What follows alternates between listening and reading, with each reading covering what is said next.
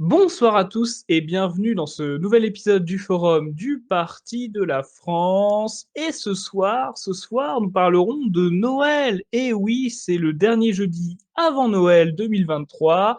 Alors j'ai décidé de faire une émission sur Noël parce que c'est une fête importante. C'est même, j'ai envie de dire, l'événement préféré des Français.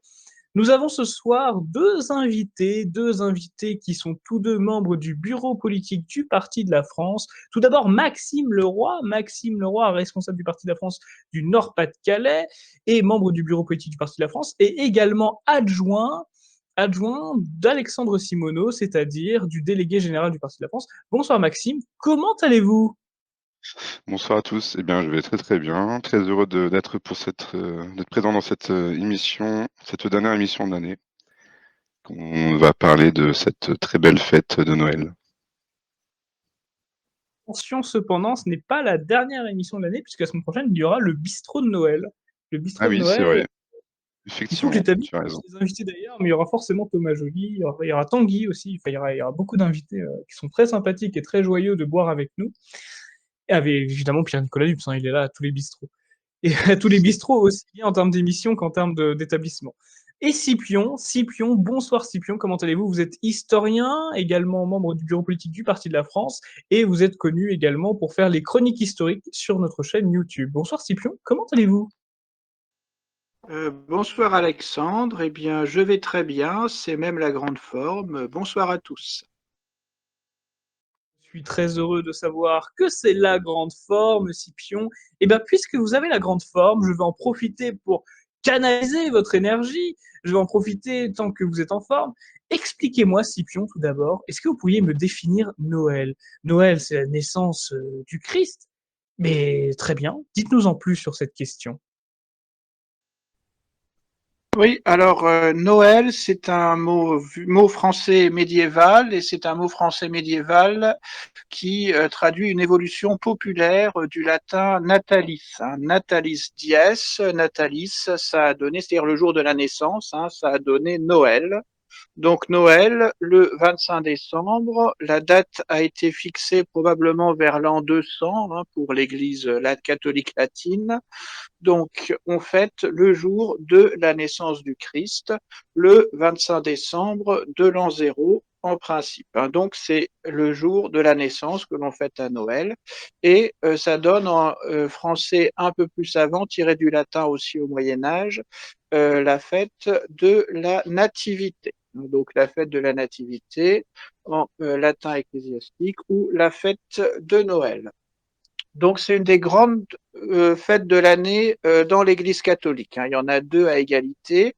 Il y a Pâques où c'est la mort et la résurrection du Christ, et il y a Noël où c'est la naissance du Christ. Et c'est extrêmement important puisque en théologie catholique, c'est ce qu'on appelle l'incarnation. Donc le Christ, c'est pas simplement un homme merveilleux, un homme extraordinaire, un prophète qui a reçu des révélations divines. Non, c'est Dieu lui-même qui s'est incarné en tant qu'homme et pleinement homme. Hein. C'est ça qui est extrêmement important. C'est un miracle essentiel et un miracle essentiel qui donne tout son sens non seulement à l'Église catholique mais au genre humain puisque Dieu a témoigné de son amour pour l'humanité en s'incarnant. Donc c'est le contraire de la crise existentialiste ou moderne ou postmoderne. Nous ne vivons pas une existence, disons, une existence absurde sans aucun sens. Nous devons retourner à Dieu. Nous sommes issus de Dieu en tant que créateurs de l'univers, hein, donc aussi de l'humanité. Et en principe, en suivant les commandements de l'Église catholique, hein, l'Église catholique authentique, donc d'avant Vatican II et bien avant toutes les folies de François, hein, on verra peut-être en question. Donc l'Église catholique authentique, nous devons fêter Noël. Donc c'est une très grande fête catholique et qui a été gardée par les chrétiens d'Orient aussi, qui fêtent Noël, donc les orthodoxes, et les protestants luthériens ont gardé Noël aussi, parce qu'ils ont été catholiques avant d'être luthériens, donc ils ont gardé la tradition de fêter Noël. Alors maintenant, pourquoi Noël s'est imposé le 25 décembre? C'est qu'on suppose que le Christ était né au cours de l'hiver, ça c'est très probable, Donc dans les évangiles, on n'a pas de date précise, hein. Dans les évangiles, on n'a pas de date précise dans l'année, donc ça n'a intéressé pas les évangélistes, hein, qui ont fait court pour donner le cœur du message chrétien. Mais on a des récits de l'enfance, hein, notamment dans Saint Matthieu et encore plus Saint Luc, hein, donc à relire à l'approche de Noël, hein, c'est les tout premiers chapitres. Et donc on détaille dans ces deux récits le miracle de la naissance du Christ, donc qui est né à Bethléem, près de Jérusalem, de la Vierge Marie, avec deux types de témoins qui viennent adorer le Christ. Donc on a ça dans Saint Luc, à savoir les bergers. Alors ça a été contesté par l'hérésie moderniste au XIXe siècle en disant des bergers en hiver, c'est pas possible. Si c'est possible dans un pays méditerranéen du sud-est, hein, le temps est variable, donc il peut faire 12 degrés et assez doux pour qu'il y ait des bergers, et puis les fameux et mystérieux rois mages. Mais enfin, c'est vraiment dans l'Évangile, hein, c'est pas une tradition pieuse, mais ça se comprend aussi dans le contexte du Moyen-Orient de l'époque, hein, puisque c'est certainement des princes persans, hein, de l'Empire perse qui était à l'époque tenu par la dynastie des Parthes arsacides, et c'était certainement des princes et mages mazdéens, mais qui ont reconnu qu'il y avait eu un événement exceptionnel et qui sont venus adorer le Christ, hein. Donc c'est quelque chose de merveilleux, d'extraordinaire, la naissance du Christ, et qui est fêté dignement par les chrétiens du monde entier. Et c'est une grande tradition en Occident, surtout depuis le XIIIe siècle, on a inventé la crèche, hein. La crèche, c'est Saint François d'Assise, où on met dans toutes les familles catholiques donc la représentation de l'étable ou de la grotte de Bethléem avec la Vierge Marie, Saint Joseph, le mouton, l'âne, le bœuf, les bergers, les rois mages qui arrivent le 6 janvier, et le bébé Jésus que l'on met dans la crèche seulement le 25 décembre. On ne doit pas le mettre tout de suite, on doit mettre le 25 décembre. Donc une tradition pieuse et touchante, et qu'on veut nous interdire dans la République maçonnique, hein. On veut complètement gommer Noël, quand les mairies du Rassemblement national, qui est pourtant pas un mouvement hyper catholique, c'est le moins qu'on puisse dire, à l'époque récente, quand les mairies du Rassemblement national, à Beaucaire ou autres, mettent des crèches, on a tout de suite la justice de la République laïcarde qui les persécute. Donc, c'est vraiment nos traditions chrétiennes qu'on veut effacer et qu'il faut d'autant plus défendre, hein. Donc, qu'on soit chrétien ou non, c'est vraiment nos traditions les plus authentiques. Et dire joyeux Noël, c'est un acte militant, un acte d'hommage à nos ancêtres, à nos aïeux, à la France éternelle qui ne veut pas nous mourir, puisque, comme on le sait, au service public, il n'y a plus que joyeuses fêtes. Dans les administrations, c'est joyeuses fêtes, ce qui ne veut absolument rien dire. Disons le joyeux Noël. Et même Napoléon, quand il a institué un nombre réduit de fêtes chrétiennes, a imposé la fête de Noël. C'est officiellement Noël. Rien n'interdit de souhaiter joyeux Noël, même pour les agents du service public. Et c'est une persécution insidieuse à laquelle il faut résister que de ne plus dire joyeux Noël, hein. Voilà en 5 minutes, j'espère, ce qu'on peut en dire brièvement. Merci beaucoup Scipion. Excusez-moi, le bouton ne marchait plus. Merci beaucoup Scipion pour cette réponse complète. Je reviens vers vous dans quelques minutes parce que nous serons là également pour confirmer ou infirmer des mythes autour de Noël et des croyances populaires. Maxime Leroy, j'aurais aimé savoir, alors vous savez que parfois nous posons des questions personnelles au Forum du Parti de la France, alors j'aurais aimé savoir, Maxime Leroy, dites-nous en plus pour nos adhérents et nos auditeurs, quelle place Noël a chez vous et dans votre cœur? Alors cette place a évolué dans le temps, étant donné que je suis converti, sur le tard, où je me suis converti à environ à l'âge de 28 ans. Donc, pendant les premières années de ma vie, la fête de Noël était pour moi en fait voilà une raison de se réunir en famille. Donc on a toujours, depuis toujours en famille, on s'est toujours réunis. Donc, la famille très proche avec les tantes, et les cousines des fois, surtout quand on était plus jeunes.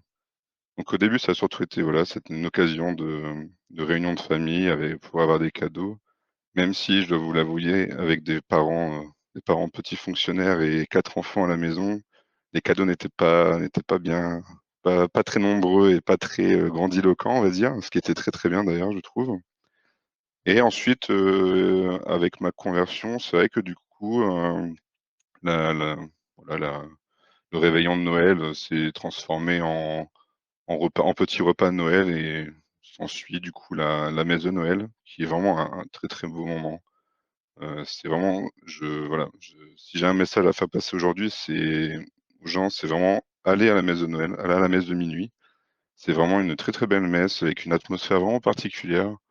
C'est voilà, c'est de nuit. Voilà, il y a vraiment la joie, la joie est très présente. Les chants sont très beaux.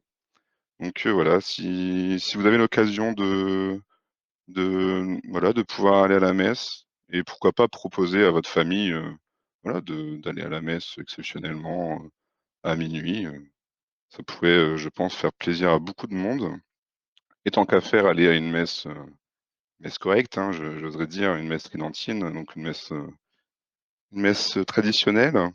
Pour ceux qui ne bah, d'ailleurs, je vais en profiter, hein, pour ceux qui ne sauraient pas trop, s'il y a des messes traditionnelles près de chez eux.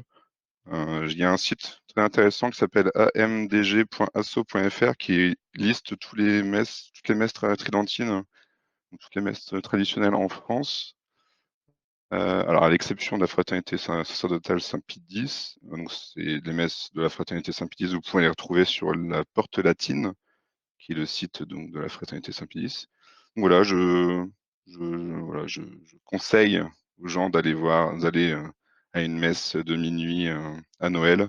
C'est vraiment, franchement, vous n'allez absolument pas le regretter. C'est un très beau moment, un moment qui fait du bien. Moi, je sais que ma première messe de minuit, je me suis dit, mais pourquoi j'y suis jamais allé en fait? Je me suis dit, voilà, vraiment un très très beau moment. Et c'est une tradition qui se perd avec la déchristianisation de la France, de l'Occident en général. Mais voilà, il y a peut-être ces dernières années, il y a peut-être un petit regain avec des conversions, avec les conversions qui se font, pardon, ces dernières années. Donc voilà. Souvent, ce qui se passe, donc on fait un petit repas. Souvent, on commence plus tôt, du coup, qu'on on finit plus tôt également. Donc souvent, je fais un repas à partir de 16-17 heures en famille, qui continue jusqu'à 23 heures et ensuite après on va à la messe. On va à la veillée plus, la messe. Et ensuite, la messe se finit toujours par un petit chocolat chaud ou un vin chaud et avec une petite brioche. Voilà, c'est la petite tradition, de la messe de minuit. Le vin chaud, ou le chocolat chaud avec une brioche. Donc voilà, après, souvent le lendemain, soit je vais à la messe de l'Aurore et la messe, de Noël, donc le 25 évidemment, ou alors tout simplement uniquement à la messe de Noël. Voilà, j'ai un rapport, j'ai toujours adoré la fête de Noël. Heu, Ça a vraiment toujours été un moment que j'attendais, plus particulièrement dans l'année. Pas forcément pour les cadeaux, hein, c'était vraiment juste pour l'atmosphère. Ne serait-ce que, de voir les illuminations dans les rues, sur les maisons, même s'il y a de moins en moins de maisons, décorées à Noël. La période de Noël, ça a toujours été un moment que j'attendais. Voilà, c'est une atmosphère un peu particulière, dans le froid de l'hiver, ça réchauffe le cœur, on va dire. Donc voilà, ça a toujours été pour moi un très, très bon moment. Merci beaucoup Maxime pour ce témoignage très personnel et très touchant. D'ailleurs, je pense que je ne l'ai jamais dit en public, mais je vais le révéler ce soir, exclusivité de fin d'année. Apportons de bonnes nouvelles, apportons une forme de joie dans cette émission. Moi, ça va être mon premier Noël en tant que chrétien, parce que je crois que je ne l'ai jamais dit, mais effectivement, je me suis converti au christianisme il y a fin mai, à peu près fin mai, donc il y a 6-7 mois. Et là, ça va être mon premier Noël en tant que chrétien. Mais on n'est pas là pour parler de moi ce soir, on est là pour parler de Noël et Scipion, justement. J'aurais aimé savoir, revenons à l'Antiquité romaine, si vous le voulez bien. On entend très souvent que Noël est inspiré d'une fête païenne, les Saturnales. J'aurais aimé savoir Qu'en est-il réellement? Est-ce qu'on peut démêler le vrai du faux? Et à quel point la tradition païenne a un impact sur notre manière de célébrer Noël? Oui, alors disons que c'est en effet une critique des rationalistes du 19e siècle de dire que Noël est une invention totale et opportuniste quand les chrétiens ont voulu remplacer les fêtes du paganisme traditionnel romain qui avait lieu jusqu'au IVe, voire au Ve siècle. Alors, ce qui est vrai, comme je l'ai dit, à l'instant, c'est que Noël, on sait d'après les lettres de saint Hippolyte que c'était déjà fêté à Rome vers 200. Donc avant, on n'a pas de documents parce qu'à cause des persécutions, de l'Église, tout a brûlé ou presque, mais c'est attesté vers 200, de façon absolument certaine par des lettres pontificales de 325, 325 de notre ère, et l'Empire est pas encore chrétien en 325, même si on a le premier empereur, chrétien, à savoir Constantin. Donc, ce qui est vrai, c'est que les papes, au IVe et Ve siècle, ont voulu développer la solennité de Noël pour remplacer ce qui était des fêtes païennes et des fêtes d'État ou des fêtes populaires. Il y en avait deux sortes.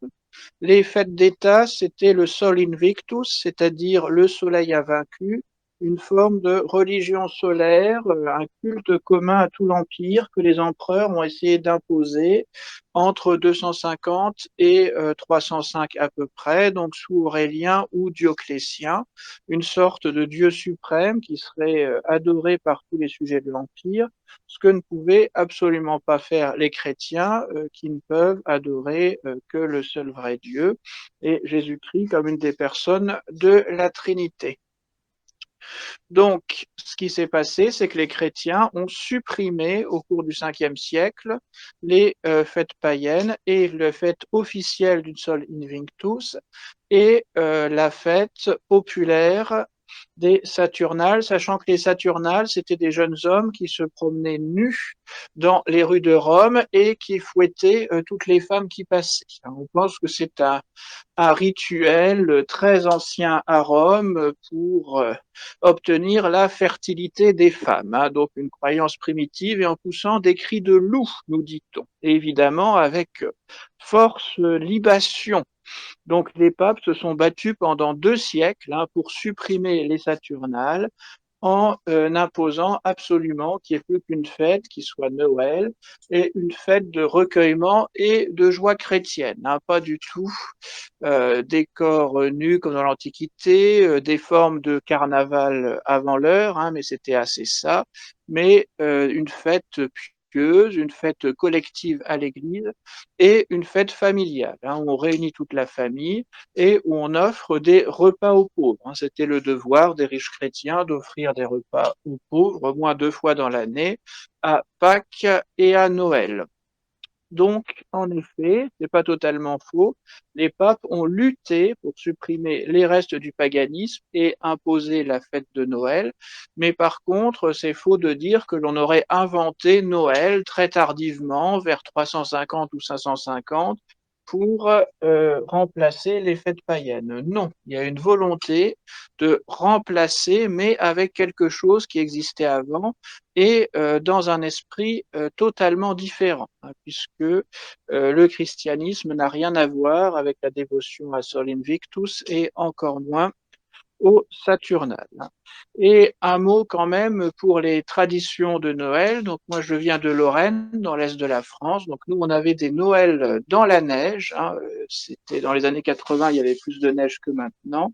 Et c'est aussi des merveilleux moments de famille. Hein, quand ma grand-mère monter sa crèche donc pendant l'Avent et on rapprochait chaque jour de 2 centimètres les rois mages de la crèche. Hein. Donc c'est aussi des souvenirs émouvants dans ma famille.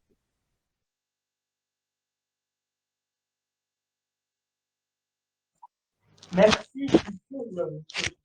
Excuse-moi. Merci micro, merci Scipion pour ce beau message et cette fin de message pleine de nostalgie.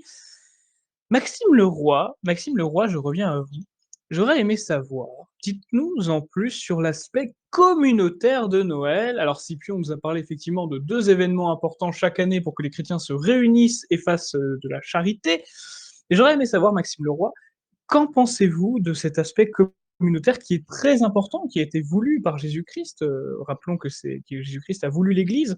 Et que pensez-vous donc de ce Noël finalement d'aujourd'hui, où on voit plus la figure du Père Noël peut-être que celle de Jésus dans une société laïque comme la nôtre?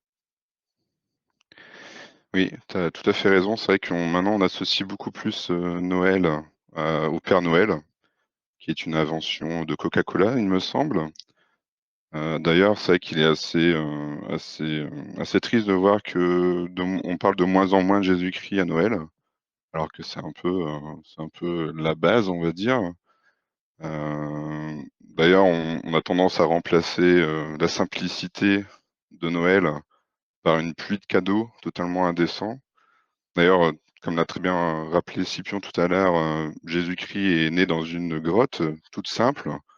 Voilà, il s'est incarné en tant qu'homme et il a choisi de naître dans un endroit dans un endroit pauvre et reculé, au lieu d'aller naître dans une famille royale et cetera. Donc c'est vrai que Noël, c'est un moment où voilà, on retourne dans des choses simples de la vie, comme la communauté. D'où le fait qu'on se rejoigne en famille, donc c'est vrai que les catholiques ont gardé cette tradition d'avant tout se réunir avant de faire des cadeaux exubérants. D'ailleurs, je pense que dans beaucoup de familles catholiques, on se fait des cadeaux, mais c'est des cadeaux, de faible valeur qui ont plus voilà, qui ont plus, c'est plus un c'est juste pour faire un cadeau, mais qui n'a pas forcément de forte valeur. C'est juste, voilà, je ne trouve pas le mot, mais c'est symbolique, voilà. C'est plus symbolique que de vouloir à tout prix, montrer qui a plus d'argent, comme c'est, beaucoup le cas dans les familles, qui ne sont pas forcément croyantes et qui dépensent, pour certaines des milliers d'euros en cadeaux à Noël pour pouvoir, voilà, littéralement se la péter, hein, devant tout le monde, clairement. C'est un peu ce qui se passe dans certaines familles. Voilà, donc cet aspect communautaire, donc c'est vraiment, voilà, se recentrer sur la famille. Il y a certaines familles qui sont dispatchées un peu partout en France, voire même dans le monde, hein. Donc ça peut être aussi, voilà, un moment pour se retrouver malgré la distance, malgré aussi des fois des dissensions, hein, au niveau de la famille, hein. Des fois, il y a des voilà, il y a des problèmes, familiaux, des frères, des sœurs qui ne s'entendent, plus forcément, et c'est vrai que Noël, ça peut être du coup, l'occasion de se retrouver et de un peu faire table rase des petites rancœurs que nous avons tous en nous. Donc je sais pas trop quoi dire d'autre à part que voilà, c'est vraiment ce moment d'année, le moment de l'année où on peut se réunir. Alors je parlerai aussi de Pâques, hein. C'est vrai que donc il y a ces 2 grandes fêtes, catholiques, dans l'année, donc c'est Noël et Pâques. Pâques étant même d'ailleurs la plus grande fête, hein, la plus grande fête catholique. Voilà, c'est aussi un moment pour se rappeler que voilà, se rappeler la grandeur de ce mystère, que Dieu s'est fait homme et que voilà, il est venu pour nous sauver, pour nous montrer la voie, pour voilà, oui, pour nous dire, nous montrer, toutes les belles choses, que nous pouvons accomplir, en écoutant son message. Voilà, j'ai pas forcément d'autres choses, en tête, mais peut-être que ça me reviendra plus tard. C'est déjà très bien, vous pourrez de toute façon reprendre la parole si cela vous revient. Je tiens à préciser d'ailleurs, Coca-Cola n'a pas inventé le Père Noël, attention. D'ailleurs, le Père Noël est antérieur et contrairement à une légende populaire, à une légende urbaine, le Père Noël était rouge avant l'apparition de Coca, Je contrairement à ce crois qu'on qu'il peut était en dire. même vert avant, je sais plus, Et oui, tout à je fait, il sais était vert et à un moment donné, il est ouais. passé au rouge. Il est passé au rouge avant, que Coca ait eu l'idée. C'est contrairement à une croyance populaire. Scipion, bah, justement, ça peut me donner une inspiration, une improvisation de questions. Scipion, est-ce que vous avez déjà entendu parler effectivement de l'apparition du Père Noël dans la culture européenne? Et j'aurais aimé savoir, voilà, comment ça se fait. On sait très bien que le Père Noël est inspiré de Saint Nicolas. Est-ce que vous pourriez nous en dire plus? En plus, je crois que vous nous aviez déjà raconté dans une autre émission la très belle histoire de Saint Nicolas. Oui, tout à fait, surtout que Saint-Nicolas, c'est le saint patron de ma région, la Lorraine. Donc c'est un saint, très populaire, qui donne des cadeaux aux enfants, le, 6 décembre. Donc les petits enfants lorrains, parce que j'ai été dans les années 1980, nous avions deux distributions de cadeaux, une petite distribution à la Saint-Nicolas le 6 décembre et la grosse distribution pour Noël le 25 décembre. Donc Saint-Nicolas, c'est devenu le Père Noël, hein, c'est une triste laïcisation de Saint-Nicolas.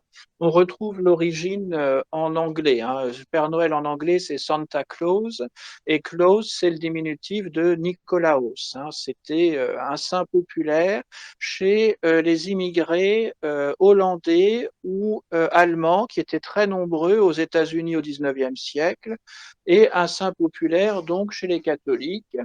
Et l'idée pertinente du pur point de vue commercial, hein, de certaines grandes entreprises aux États-Unis, donc Coca-Cola à la fin du XIXe siècle, c'est de récupérer cette figure sympathique de Saint-Nicolas, mais de la faire passer d'une façon admissible dans un pays majoritairement protestant. Parce que le problème initial du Père Noël, c'était pas tant d'être dans un pays quasiment athée officiellement comme la France, mais dans un pays protestant comme les États-Unis, faire passer un saint catholique. Donc ils ont inventé une fausse mythologie.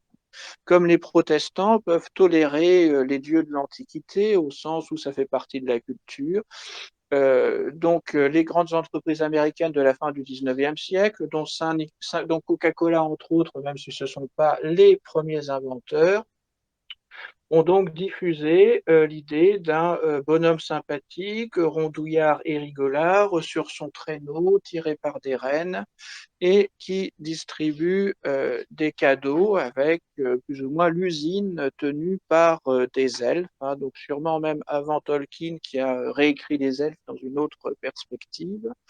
Donc oui, j'ai une amie professeure d'anglais, on dit Tolkien et surtout pas Tolkien, hein, juste au passage. Donc le Père Noël et son usine d'elfes, ça c'est typiquement états-unien, il a l'usine. C'est ça qui est amusant dans la fausse mythologie. Le Père Noël est un entrepreneur américain dynamique. Donc tout ça pour dire que c'est né aux États-Unis et ça a explosé dans les années 1950 en France. J'ai eu l'occasion d'en parler avec mes grands-parents quand eux étaient enfants dans les années 1920-1930 en France. Il n'était pas du tout question du Père Noël. Et en Lorraine, c'était le Saint-Nicolas qui distribuait les cadeaux le 6 décembre. Hein. Il n'y avait pas de cadeaux à Noël, donc tout le village allait à la messe de Noël à minuit, hein, à l'époque, mais il n'y avait pas de cadeaux. C'était la Saint-Nicolas. Le Père Noël, en fait, s'est diffusé en France dans les années 1950 et ça avait étonné les journalistes critiques de l'époque. Hein. Il faut lire la presse de l'époque. Pourquoi ça les a étonnés? Parce que c'était un affrontement à front renversé. Il y a des anecdotes célèbres en Bourgogne, justement, par chez vous, à Dijon, où l'association de la libre pensée de Dijon avait soutenu la promotion du Père Noël. C'était la grande nouveauté à Dijon, tandis que l'évêque de Dijon avait dénoncé en chair cette volonté de remplacer l'enfant Jésus et la fête catholique de Noël. Et l'évêque de Dijon avait parfaitement raison. Donc on est arrivé à ce triste résultat dans les années 2000, que Noël se soit réduit le plus souvent pour le grand public à une fausse mythologie. Hein. Jésus est complètement oublié. Il y a cette histoire absurde du Père Noël qui distribue ses cadeaux et c'est devenu une fête commerciale et un peu absurde dans le monde entier, hein, avec une compétition, comme disait Maxime Leroy, pour les cadeaux. Ça peut exister aussi dans le monde arabe ou même au Japon, donc des pays absolument pas chrétiens. mais qui s'aligne sur les us et coutumes des États-Unis. Donc, c'est assez triste de voir remplacer une fête chrétienne fondamentale dans les faits par cette fausse mythologie et ce consumérisme déraisonnable. C'est bien de montrer son attachement aux autres membres de sa famille et aux enfants en particulier, mais il faut que ce soit une approche éducative, comme l'a dit Maxime Leroy, avec des cadeaux raisonnables, que l'enfant fasse un choix éclairé sur ce qu'il veut vraiment.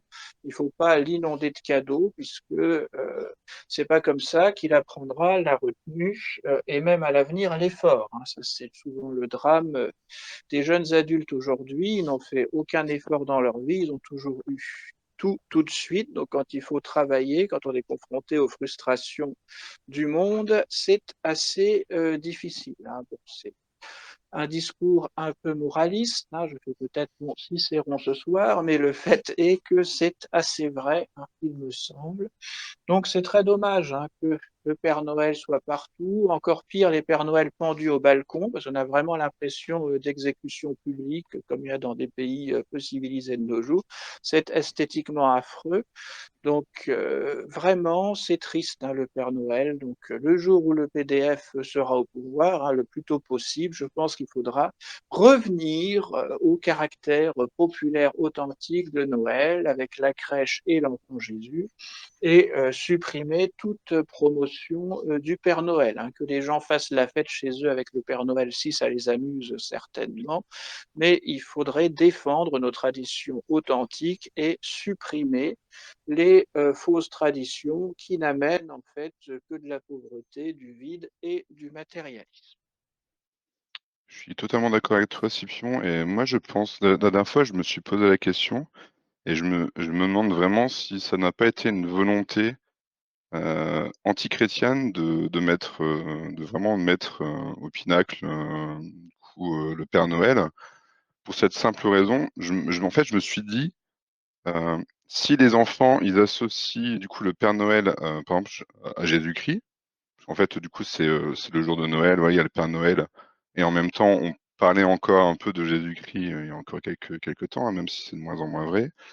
Je me suis toujours dit, au jour où on dit à un enfant, le Père Noël n'existe pas, en fait, est-ce que l'enfant n'associerait pas le Père Noël à Jésus-Christ et du coup il se dirait tiens bah Jésus-Christ n'existait pas, n'existe pas et je me suis vraiment posé cette question et du coup je pense que les évêques comme tu parlais tout à l'heure les évêques ils avaient un peu senti le truc arriver et d'ailleurs on le voit les cadeaux on les ouvre traditionnellement à minuit sauf qu'en fait à minuit normalement on devrait être à la messe de minuit donc il y a vraiment cette pour moi il y a vraiment cette volonté de remplacer vraiment de remplacer les traditions catholiques par des traditions consuméristes païennes. Voilà, je pense que pour moi, c'est une volonté vraiment un peu machiavélique, mais peut-être que certains trouveront cela peut-être un peu abusé, mais moi, je pense qu'il y a vraiment cette volonté. Je sais pas ce que tu en penses, Scipion, mais Oui, oui, là, il y a une volonté délibérée des athées, il faut le dire. Il y a un oui. lobby athée, que ce soit la franc-maçonnerie en tant que telle, on a tendance à l'oublier, le Parti communiste, qui était très fort, non seulement en vote, en nombre de votes, mais aussi sur le plan culturel en France des années depuis 1945 aux années 70. Donc il y a une vraie pression pour chasser Jésus-Christ et toutes les coutumes chrétiennes authentiques, même essentiellement culturelles, comme Noël, avec cette, comme je disais, mythologie de remplacement, donc le Père Noël. Et dans la perspective des athées, comme tu l'as dit, c'est très vrai, Jésus-Christ est réduit au rang de mythologique, de créature mythologique quelque part entre Héraclès et le Père Noël. Or, non. Rappelons-le, puisque c'est Noël et sa naissance, c'est l'occasion, Jésus-Christ est un personnage historique et même un des personnages les mieux documentés de l'Antiquité. Les auteurs chrétiens en parlent et même les auteurs païens ou juifs qui ne se sont pas convertis pour autant ont mentionné à de très nombreuses reprises Jésus. N'en déplaise à Michel Onfray, qui ne s'est pas empêché d'écrire un nouveau livre sur l'existence de Jésus, du coup la non-existence selon lui de Jésus. Je pense qu'il a voulu Michel donner des Onfray, gages, de nouveaux dégages à la gauche, je pense. Michel Onfray, c'est vraiment un athée militant, hein, il ne s'en cache pas. Et c'est pas une pensée construite, hein. On est dans la haine à l'état pur, hein. Il est absolument le christianisme. En tant qu'hystérique antichrétien, il va jusqu'à nier l'existence même de Jésus-Christ, ce qui n'est tout simplement pas sérieux, hein. Donc Jésus-Christ a vraiment existé, on croit à son message ou non, mais nier jusqu'à son existence, c'est totalement aberrant. Donc, le fanatisme qu'on dénonce chez certains croyants exaltés, ça existe parfaitement aussi chez les athées. Et Michel Onfray est des fois en délicatesse avec la caste médiatique parce qu'en tant qu'athée, il déteste aussi les musulmans. Et il ne s'en cache pas, mais il les déteste pour certains accès dans l'islam et pour, j'aurais tendance à dire, le peu qu'il y a de bien dans l'islam. Ils adorent Dieu, y compris le concept philosophique de Dieu. Donc là-dessus, ils n'ont pas tort, hein, même si je suis très loin de me lancer dans des dialogues interreligieux à la Jean-Paul II. Non, disons que Onfray, c'est vraiment un athée fanatique et qui a une vision de l'homme extrêmement triste et réductrice, hein, puisque nous ne serions finalement que des animaux dans un être dans un univers purement matériel. Et c'est une vision d'une infinie tristesse et déprimante, hein. Voilà. Donc moi, je suis très heureux que la joie de Noël soit une joie chrétienne. Donc la joie chrétienne, c'est pas comme les charismatiques ou les cultes nouveaux, c'est pas hurler sa joie de façon confuse et désordonnée, c'est une vraie joie intérieure et c'est en effet une joie à partager en famille et l'occasion de réconciliation donc avec les gens que l'on n'aime pas particulièrement dans sa famille ou les gens que l'on n'aime pas particulièrement dans sa paroisse, dans son voisinage, hein, tous faire un effort sur soi-même pour progresser spirituellement sur la voie de Jésus-Christ, qui est la voie de la charité. Parfois, on traduit simplement par amour, mais enfin, c'est l'occasion de Noël, c'est très vrai. Ce qui est fondamental, c'est d'aimer Dieu et d'aimer son prochain. Les athées et le comportement de Michel Onfray en témoignent, ils ne sont que haine. C'est ça qui est, je dirais, affreusement triste et désespérant. Et de toute façon, on n'a pas envie d'avoir des liens amicaux avec ces gens-là, hein. C'est vraiment un caractère négatif. Donc le chrétien, sans être un idiot béat, ouvert à tout et n'importe quoi, participe d'un certain optimisme, hein, un optimisme constructif éclairé par ça. Merci beaucoup Scipion, mais justement, je pensais à quelque chose, c'est-à-dire que nous parlons beaucoup de l'évolution de Noël et son aspect très festif, très dans le partage. Mais j'avais lu, je crois, un article sur Louis XIV qui expliquait que Louis XIV, justement, interdisait les théâtres et les spectacles parce que pour lui, le mois de Noël, c'était un mois de recueillement, un mois où on se réconcilie, enfin pas on se réconcilie, mais on fait union avec Dieu. Et moi, j'aurais pensé, est-ce que Scipion, vous pourriez nous parler un petit peu la manière dont on fêtait Noël sous l'Ancien Régime? Oui, oui, Alexandre, volontiers. Bon, déjà, Louis XIV, il aimait beaucoup le théâtre, les spectacles. C'était le mécène de nos plus grands auteurs dramatiques, à savoir Molière et Racine. Il ne faut jamais l'oublier. Et Louis XIV, au moins dans la deuxième partie de sa vie, a fait de très gros efforts de ce qu'on appelle en langage chrétien de mortification, c'est-à-dire de se priver volontairement de certains plaisirs quand les périodes de l'année liturgique ne s'y prêtent pas, soit les 4 semaines de l'Avent ou les 40 jours de Carême avant Pâques, hein. Donc dans les années 1690 et par la suite, Louis XIV a montré l'exemple d'une certaine mortification et retenu. Mais attention, ça ne veut pas dire que ce fut une interdiction totale. Il y a un régime chrétien exalté qui a interdit le théâtre et toute l'année parce qu'il jugeait que c'était un comportement inadmissible. C'est Cromwell, hein, c'est la dictature protestante ultra de Cromwell dans la fin des années 1640 et début des années 1650 en Angleterre. Juste pour situer les choses. Donc en ce qui concerne Noël sous l'Ancien Régime, donc c'était une des deux grandes fêtes de l'année, Noël et Pâques, et c'était fêté avec une grande solennité, puisqu'on parle de Louis XIV, donc c'était à Versailles, avec toute la famille royale qui était dans la tribune, toute la cour qui était présente, avec des sermons, des aumôniers, et il faut penser qu'il y avait des maîtres des lettres françaises qui récitaient leurs sermons, notamment Bossuet, qui est à lire et à relire. Donc Bossuet a prêché, puisque c'est le terme consacré, lors des Avents, lors des Noëls, lors des Carême ou à Pâques à Versailles. Donc on a encore les textes pour les passionnés qui peuvent se retrouver. Donc c'était des très grands moments pour un pays massivement catholique. La France était catholique à 90%. Il y avait 10% de protestants au début du règne de Louis XIV. Et donc c'était l'occasion de réjouissance aussi dans les provinces et dans le peuple.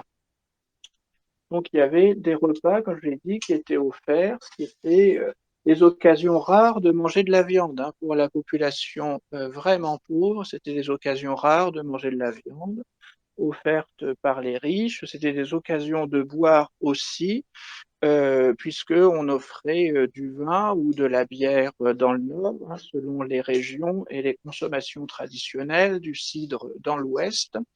Donc des grandes fêtes populaires organisées à l'échelle de la paroisse. Donc rappelons, quand la France était massivement catholique, le cadre naturel, c'était la paroisse qui correspond à peu près au village dans les campagnes où vivait la très grande majorité des gens, et ça correspondait à des petits quartiers dans les villes. Donc il y avait des repas paroissiaux pour Noël qui étaient très suivis, qui étaient l'occasion de se rencontrer, de discuter, et c'était un grand moment d'activité pour les traiteurs qui apparaissent à peu près au XVIe, XVIIe siècle, en tout cas pour l'art moderne de la cuisine, avec des pièces de viande rôtie, ce qui était très bon, et des moments exceptionnels, rappelons-le, puisque les années 1680 1700, c'est des années terribles pour la population, puisque c'est ce qu'on appelle le petit âge glaciaire. Il faisait beaucoup plus froid que maintenant, 2 à 3 degrés de moins, ce qui veut dire des hivers où la Seine était gelée, voire le vieux port à Marseille était gelé, donc quelque chose qu'on n'imagine absolument pas. Et c'était des temps très durs pour les pauvres, ou la moitié même des Français les plus pauvres. Et cette solidarité au sens positif au sein de la paroisse était quelque chose de particulièrement apprécié sous l'Ancien Régime. Quant à la tradition des cadeaux pour les enfants, il semble que ça se répande dans la noblesse et la haute bourgeoisie au XVIIIe siècle. On offre des petits soldats aux petits garçons et des poupées aux petites filles. Alors si elle nous écoute, Sandrine Rousseau doit s'être enclée de rage, mais c'était les cadeaux d'usage au XVIIIe siècle. Et on disait que les cadeaux étaient offerts par l'enfant Jésus. C'était très mignon, c'est un enfant qui offre les cadeaux aux enfants.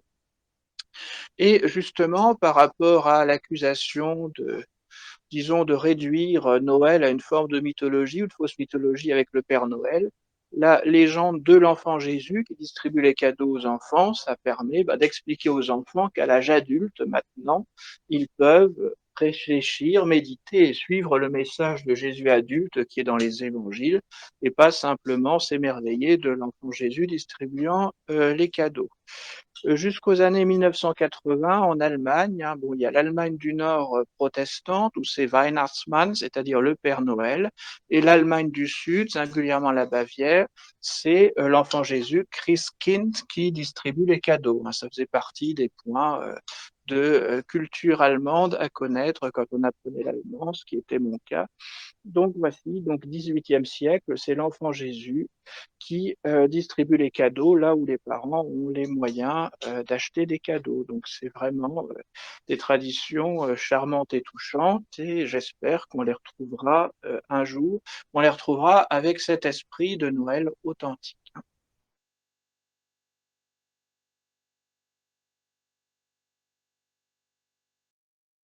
Merci beaucoup, Scipion. Excusez-moi, mon bouton marchait pas. Merci beaucoup, Scipion, pour cette réponse sur Noël dans l'Ancien Régime. Maxime Leroy, j'aurais aimé savoir. Dites-moi tout.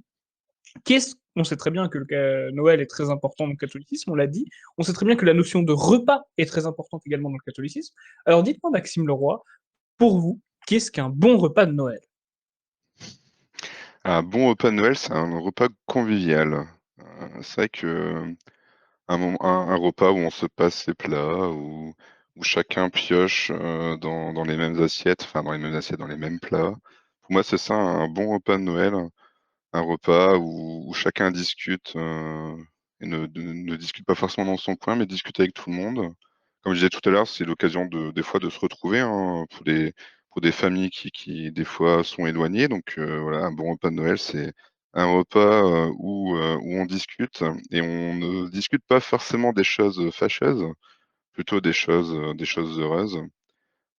Voilà, je pense que c'est le moment de l'année où il vaut mieux éviter des sujets qui fâchent, comme la politique par exemple. Voilà, si je pouvais donner un conseil, évitez de parler de politique le soir de Noël, hein. Ça peut être, ça peut vite déraper. Donc voilà, un bon repas de Noël, c'est. Alors moi, je sais que souvent on fait plusieurs petits plats. Alors il y a aussi un peu la tradition de la dinde de Noël, hein. Dans ma famille, c'était pas. Alors on l'a fait quelques fois, mais c'était pas forcément le cas tout le temps. On était plus petit four, boudin, foie gras, saumon, voilà, avec des petits escargots, des fois des huîtres. Voilà, donc c'était plus voilà, des petites choses qui s'additionnent, en finissant par évidemment la bûche, hein, la fameuse bûche de Noël, hein, qui soit glacée ou pas, hein. Donc voilà, pour moi, un bon repas de Noël, c'est un repas où on laisse un peu de côté, les les petits, heu, les petits points de tension qui sont visibles toute l'année. On se concentre sur l'essentiel, sur, sur la famille, voilà, sur le travail, la famille, la patrie, j'allais dire, mais non. Voilà, donc pour moi, c'est ça un bon repas de Noël. Merci beaucoup Maxime pour votre réponse pleine de sincérité. Alors j'aurais aimé savoir, alors ce sera peut-être plutôt vers Scipion, mais Maxime Leroy pourra, je pense, donner un coup de pied dans la fourmilière aussi. Scipion, peut-être que vous allez deviner ma suivante question, parce que c'est une question qui revient très souvent. Je cite frère Paul Adrien, par exemple, Maxime Leroy, vous n'êtes pas étranger à cette personne, frère Paul Adrien qui disait que le sapin de Noël nous vient d'une tradition protestante. Alors qu'en est-il réellement, Scipion de Salles? Est-ce que l'arbre de Noël d'où il vient? Est-ce que le sapin tel que l'on l'a aujourd'hui est une tradition protestante? Eh bien, j'aurais tendance à dire tout simplement, et alors? Si des protestants inventent quelque chose de bien, on va pas être contre parce que ça vient, de chez les protestants. Pour Mais un j'aurais coup. tendance à dire Mais j'aurais tendance à dire que ça vient d'avant le protestantisme. Si on fait un peu d'histoire, l'idée de décorer finalement chez soi la crèche avec un arbre de Noël, ça a dû apparaître en Scandinavie, donc Suède, Danemark, vers le début du XIVe siècle. Et il y a un aspect technique tout simple. Pourquoi un sapin? Parce on veut tout simplement un arbre qui soit vert en hiver. Et il faut prendre un conifère, hein. Les feuillus, par définition, dans nos climats tempérés ou a fortiori tempérés froids, comme en Allemagne du Nord ou en Scandinavie, c'est pas possible. Donc, on prend des sapins ou des branches de sapin d'ailleurs, hein. Ça n'a pas besoin d'être un gros sapin. Ça, c'est l'approche consumériste avec peut-être un peu de gaspillage, hein, sans idolâtrer les arbres comme on fait dans les mairies écologistes en France. Non. Le fait est qu'on met une branche de sapin pour symboliser la verdure et donc en arrière-fond de la crèche. Donc, à mon avis, oui, ça a été populaire dans les pays protestants, le sapin de Noël, mais ça doit remonter juste avant le protestantisme, hein, vers le XIVe siècle, quand les crèches se sont répandues dans toute l'Europe qui était catholique à l'époque. Et il y a eu un regain de vigueur du sapin de Noël au 19e siècle, hein, il faut le reconnaître, mais là, pourquoi pas. Donc ça a été plus populaire en Europe du Nord, et ça s'est répandu vers l'Europe du Sud au 19e et même au début du 20e siècle. Pourquoi seulement au début du XXe siècle? Eh bien, tout simplement parce que dans l'Europe méditerranéenne, le sapin, c'est pas du tout un arbre local, hein. Chez mes ancêtres lorrains, dans les Vosges, oui, il y avait des sapins, parce qu'il y a plein de sapins dans les Vosges, mais le fait est que dans la plupart des pays italiens, sur la côte, etc., où il fait doux l'hiver, hein, tant mieux pour eux, c'est souvent la meilleure saison, hein, quand il fait 12, quand on veut marcher au bord de la mer, c'est extrêmement agréable, hein. Donc le sapin est arrivé relativement tardivement, mais là encore, pourquoi pas? On veut un arbre on veut un arbre qui reste vert et qui fait un beau décor, hein. C'est finalement ça, faire un beau décor derrière la crèche.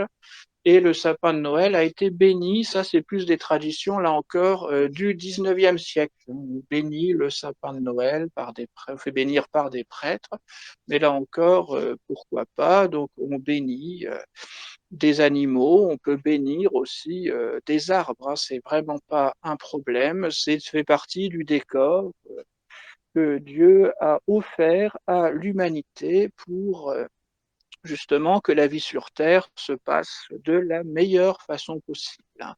Donc non, nous n'avons pas, en tout cas les chrétiens, à adorer les arbres, être traumatisés si on les coupe. Donc il ne faut pas gaspiller, pas gâcher, je veux bien, mais se servir d'un petit sapin ou d'une branche de sapin pour décorer la crèche de famille ou avoir un vrai sapin, enfin, pas trop grand et avec la crèche en dessous et les cadeaux à Noël.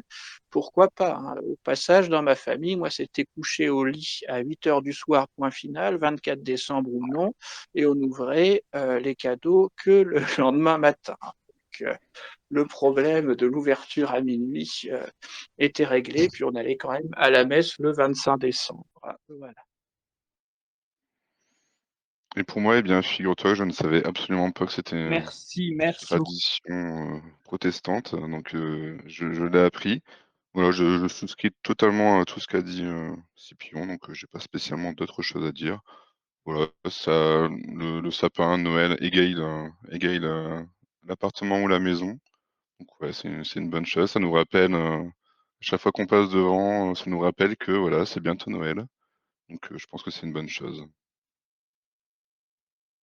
Effectivement, effectivement. Moi j'ai mis, un sapin de Noël, sur le lieu de mon entreprise, voilà.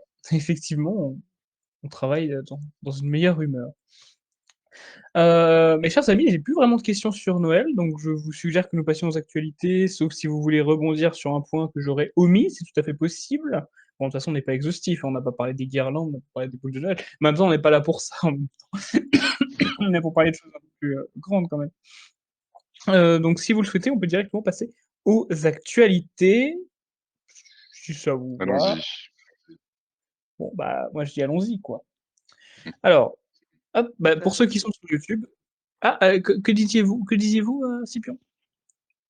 Oui, c'est très important, les sapins, les guirlandes, il faut juste savoir gérer les chats, hein. Je pense à vous, Alexandre, parce que c'est irrésistible, les boules des sapins pour les chats. Petit conseil technique pour nos auditeurs. Voilà, donc ceux qui ont des chats, vous savez quoi faire. Bah, ou non, vous pouvez juste subir.